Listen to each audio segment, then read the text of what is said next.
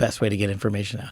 So fentanyl, right? Everybody's like, how do you attack fentanyl? How do you stop this stuff? Okay, yes, let's go after the gangs, the narco-terrorists down in Mexico. 100%. You got to go after the cartels, the drug trafficking organizations. You got to shore up the southern border. And the president has done an amazing job at both of those things, made it a priority. So we have decreased the amount of fentanyl being moved around, let's say, right? But not necessarily coming into the United States. So where's the root of the problem? The CCP. So the fentanyl precursors, the stuff you need to make fentanyl, comes from mainland China. That's it. Now, I'm sure like 1% of it comes from somewhere else in the world, but that's where it comes. They've got hundreds of companies standing up in mainland China, shipping this stuff out into the world.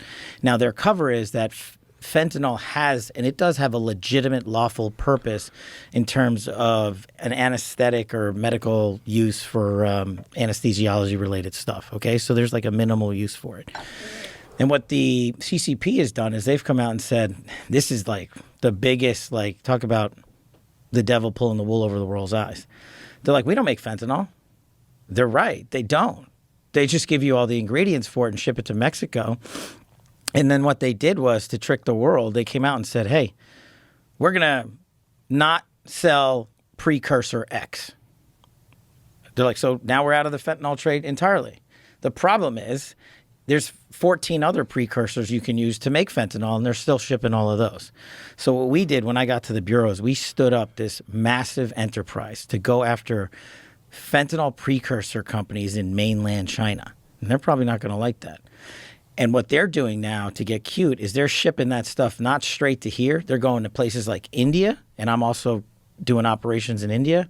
And they're having the Mexican cartels now make this fentanyl down in Mexico still. But, you know, instead of going right up the southern border and into America, you know what they're doing? They're flying it into Vancouver. They're taking the precursors up to Canada, manufacturing it up there, and doing their global distribution routes from up there because we were being so effective down south. Oh, yeah, it's a huge lift, but part of it is Americans just don't understand the depth and depravity of fentanyl. But what's worse is fentanyl. You don't hear of fentanyl deaths in China. You don't hear of fentanyl deaths in India. You don't really hear of fentanyl deaths in England, Australia, New Zealand, our Five Eyes partners in Canada. The Chinese, in my opinion, the CCP, have used it as a directed approach because we are their adversary and they don't like us and we don't like what they're doing when it comes to fentanyl. And their long-term game is this. How do I, in my opinion, kneecap the United States of America, our largest adversary? Well, why don't we go and take out generations of young men and women who might grow up to serve in the United States military or become a cop or become a teacher? And that's what they're doing when you wipe out tens of thousands of Americans a year. It's a long-term plan for them. Oh, that is such a dark, dark thing. It is, but we're on it.